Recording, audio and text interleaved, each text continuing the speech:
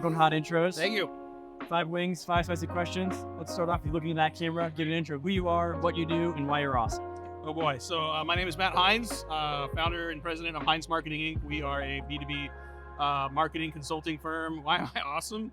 So many reasons, right? Yeah, well, no, I just, I don't know. Like, I think the older I get, the more mistakes I make. Just trying to keep it real. Just focus on culture and sort of do the right thing. You know, someone asked earlier, like, you know, what's something you're really good at? And like a lot of people answer with like work stuff. I'm like, no, barbecue. Like, I'm a big meat guy, so like barbecue, smoked meats, a little hot sauce on that.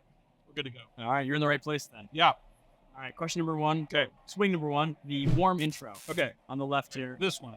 This one's, it's not bad. This is a good, sweet wings. All right. You recently talked to a bunch of CMOs. Yeah. And you said that a lot of them said that paid and digital ad search channels were not working for them anymore. Do you think that that is a temporary thing, or is that part of a broader shift that people should be wary of for the medium to long term? Well, I mean, I think if you're trying to reach the C-suite, you're trying to reach CMOs. My point was that the more I talk to CMOs, the less they say they are paying any attention to those channels. And so we still see people, like by default, go to some of the easier channels. It's just easy to throw money at paid search, paid digital. And CMOs aren't spending time on those channels right now. They're spending time in community groups. They're spending time asking each other for input. They're still talking to analysts. And so I think, to me, I mean, look, paid search still works. Paid digital still works. Like, you can still reach certain customers, but you have to know your audience well enough to know which of your customers are on those channels, which of them are being influenced by those channels, and customize your go-to-market strategy to each of those personas. Your go-to-market strategy for a particular company may be different for each persona, even though you're working towards one account. But I think it's still, you know, buildings don't write checks, people do, so we have to focus on those people. Awesome. All right, ready for wing number 2? Sure. What's this is one the called? Cayenne cold call. Cayenne cold call. All right. First like, two. These are like company branded sauces, but these are actually quite good. These are so far very good. I mean, sidebar, totally. We worked with a guy in Delaware named Rick, like crazy mad scientist guy, to make custom hot sauces. We He made you these sauces? Yeah, we tested. We got multiple samples, tested them. We wanted to make sure we didn't just like slap a label on it and call it a day. We did it. This software thing doesn't work out. You got a good little backup here. It's not bad. Or the merch game. Everyone wants our hoodies. It's called a pivot. You just go to pivot. Yeah. The hot sauce and hoodie company. Right. You're a corporate tchotchke company now. Congratulations. All right. What can marketers learn, if anything, from the way Jerry Seinfeld markets himself? I mean, I think he's been consistent. I think he's been pretty humble. I think, you know, one of the things that I've learned from Jerry Seinfeld is his strategy for writing jokes. And what he does is, for years, he just sits down with a yellow legal pad and just writes jokes. And his rule is simple. He gives himself like an hour and a half to 2 hours. And he doesn't have to write jokes, but he literally can't do anything else. If you sit in stillness, if you sit with yourself, if you sit with some quiet around you, your brain will go to work. It's kind of like if you think about a big particular problem you can't solve and then go for a run. That's what I do. And take a nap, and you go for a walk, like take your kid to school. Your brain's working on it for you. And I think that's Jerry's point. It's the consistency of the habit of sitting and writing. Some days he's more productive than others, but it's the fact that he can't do anything else that puts his brain to work. And I think every one of us needs those moments of stillness, no matter what you're doing. Now, I know if you're in sales, your job is to do activities and everything else. Moments. Oh, I mean, all of us have like packed calendars. We're busy back to back. We got a lot of personal stuff we have to do. But just like exercise, if you don't schedule it, if you don't put exercise on your calendar, you won't do it. If you don't put that quiet time that your brain needs, that your strategic mind needs to feed. So do you schedule it like as blocks on your calendar? Oh, yeah. I absolutely do. Yeah, in the morning, I've got a 30-minute block that's a combination of reading, a little bit of meditation and journaling, just 10 minutes each. Yeah, I moved to Europe last year, and most of our team is still US and Canada based. Yeah. And I found that now I have those mornings, so just kind of like work and be creative and deep think, and I get so much more done. Even though I actually feel like I'm working longer hours to account for the fact that I have to like adjust in the evenings to work with the team, having that space to start the day that way, I mean, my days are more productive. I'm not surprised. I mean, the key to getting more done is to knowing what things not to do. Like, most of your list needs to not get done so that you can prioritize the right things. That is so easier said than done, because there's so many things in our inbox and our to-do list and things other people want us to do, but a lot of those things aren't going to forward your priorities. And so it's a hard thing to do, but it's a muscle worth building. Awesome. Wing number 3. All right. This is the SDR tiers. SDR tiers. This one's where it All right, might so start far to I'm pick up doing a little okay. bit. Yeah, you're doing good All so right. far. This is my favorite one flavor-wise. Now it's a little more heat, but it's a good heat, it's a sweet heat. Very slow. I mean, sometimes when you eat a hot sauce, you get the initial flavor and then you get the heat afterward. With this one, I can start to feel a little bit right there, but it's very good. So you should rebrand this show just to like hot sauce reviews instead of talking about marketing. I mean, since you're selling hot sauce now, if this thing doesn't work out, then yeah, I think it's a really good idea. All right, my third question here. Everyone talks about this channel works, this channel doesn't work. It's talking about paid ads and whatnot. Is there, if any, an underrated channel that you think a lot of marketers aren't talking about that they should be? And why and how should they be? Well, I mean, so when Sangram earlier today talked about like different sort of, X-led motions, the one that had the fewest hands raised was community-led. And I think for a couple of reasons. One, it requires you to authentically engage. There aren't a lot of communities you can just go buy your space in. So you have to have someone that can go in and be an authentic peer in those communities. Or if you want to build a community yourself, that is not a quick fix. Like if you want to just go buy ads somewhere, rent attention from someone else, you can go do that tomorrow. Yeah. If you want to earn attention and earn ongoing attention, I mean, this is the difference between rented and owned land as a marketer. Yeah. Rented land is fleeting. Owned land becomes an asset. It becomes equity. And so I think the investment and discipline it takes to build a strong community-led motion is significant, but there are a handful of companies that have done that well, and it is significantly subsidizing their acquisition budgets. It's giving them an asset to not only build community of their customers, but build a place that their prospects want to be part of as well. Again, takes time, takes discipline, but yeah, we're big believer. That's how Commsor got started. That's where like the COMM in our name comes from. It's from community, actually. Yeah. And we actually moved to this go-to-network idea because we found that the more we talked to sales and revenue teams, the word community was like so fuzzy and open-ended that they got bogged down on that. That's right. So we're still like, we're selling that idea. We've just kind of honestly obfuscated the word a bit. Well, I think in the next couple of years, we're going to see a move back to a better balance between brand and demand. So we're not going to look at every single thing marketing does and say, where's my pipeline from it? I think we're going to where's my ROI? Where's the numbers? Exactly. What's the longer term impact of building brand? And again, you can build that by putting ads in trade magazines and renting attention from someone else. More and more companies are going to build their own communities and are going to invest the time and budget to do that. So, looking forward to that. All right, I'm going to change my fourth question after this wing to play off that. Okay. We'll go to fourth wing here. This is Ghosted Pepper.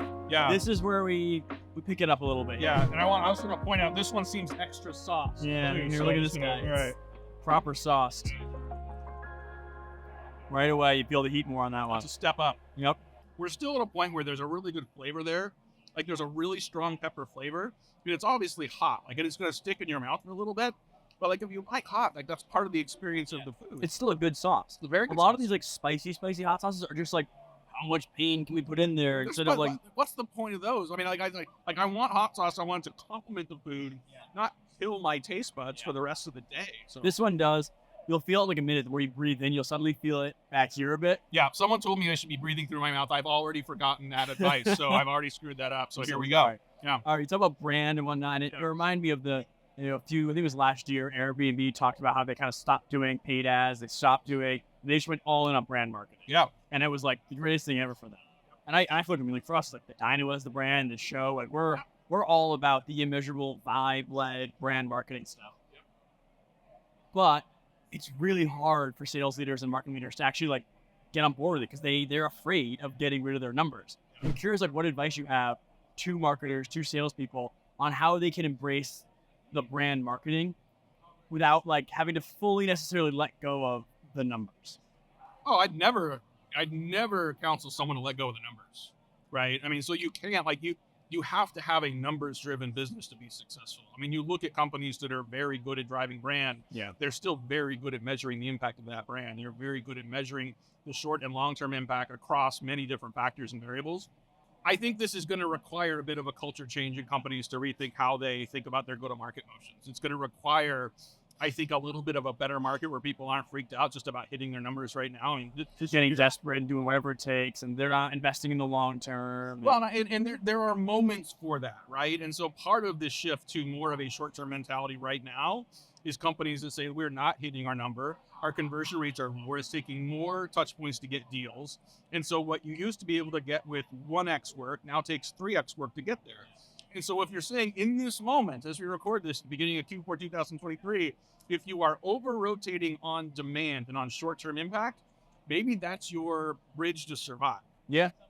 As we move past this year into a better market, as we start to move into a recovery, we're going to see more companies start to think about that long view, in part because they're going to see some of the early adopters already doing it now, and other companies do that. And there's going to be companies that you're going to covet that community. They're going to covet that brand. And it takes time. It takes time, and you're going to look at these companies and say, I have to go buy again and again and again. I got to buy that attention again and again and again. These guys just have it rolling in. Why? Yeah. Because they invested the last year plus in brand. They invested in community. They invested in helping in building and earning attention from their audience. And that takes, like I said earlier, it takes some discipline. And, this may not be the economic moment for some companies to do that, but it's coming.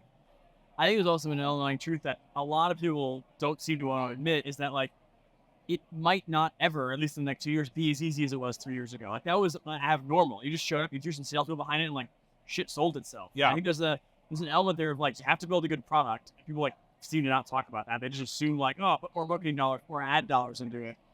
Well, I think you're right. There's a balance right now. Community, it takes time for us. Like, we have a community, a pretty active community. It took us a year to get 500 members in it, and it was like hand inviting every member. And it's 2 years later, organically growing to like 12,000. Wow. But like the first year was like every single interaction, every single invite was me just being like, hey, let's get you involved. Hey, let's get you involved. So it did a lot of unscalable stuff to turn it into a scalable. And most companies would not work all the way through that. Most companies You get would 6 not, months in, like, yeah, this they'd will be work. like, you know what, we're doing this for 100 people? Like, what the hell are we? So most companies would not go through that trough of disillusionment, or like, what is it, the dip that Seth Godin used to call it. Like, most companies won't do that. Can I also say that, like, I'm afraid to scratch my nose right Yeah, now? don't touch Like, your my eyes. nose or is your a nose. little itchy, and I'm really just Yeah, not. I don't yours- even want to you- use a napkin. That's got stuff on it. So well, I'll just wait it out. I'll be good. we're almost done. We got Okay, one more let's wing. All right, one more wing. This is the, you can see it changes vibe a little bit when you get here. label. This is the lost lead. So the label is almost as painful as losing that 7-figure deal. It's painful. All right, after you. Good Lord. Look at that big chunk of meat right there. It's very sweet to start. I was gonna say, wow, that's not hard. It's our sweet. That one's a very, very slow burn. Last question here. Yeah. Personal data. Okay. It's getting more and more debatable on where that line is drawn. I think both legally, ethically, individuals, consumers are getting more conscious of it. Yeah. What do you think the future looks like from a personal data perspective, and how should marketers play into a world where they might not have access to the data that they've come to expect over the last 10 years? Earn it. I mean, like, earn the trust of your customers so that they want to share that with you, so that they're willing to share information about themselves in exchange with some value in their lives, in their business. Is feeding you hot wings value? I mean, sure. Like, I mean, if you have to, like, borderline do illegal things to get to your customer, that's not an authentic relationship. That's a Like, lot that's of not, the last 10 like, years. you want a relationship built on trust. You want a relationship built on credibility. And you want that to not be something that tricks them into the next step. Like, this can't be bait and switch. And if you use information illegally or improperly to get someone to respond, then if they aren't interested in that, or if they see that you improperly did something, that's penny wise and pound foolish, man. I mean, you get an initial response, but you killed the relationship, let alone anyone that asks them about your business or brand next. And it compounds, right? Relationships build up. If you stop paying the ads, it stops. If you stop the SDR making the cold calls, it stops, right? It's like relationships, they just add to each other. I over build a time. relationship with you. You buy from us. You move to a next company. That relationship will stop at the company you're at. You take that relationship with you. That absolutely compounds. You're absolutely right. Awesome. That's the last of our questions. Awesome. We made it through the wings. Made it. What's the verdict? Good? These are all good. This one does, like, don't put this in the back of your mouth very quickly. That one is going to get you.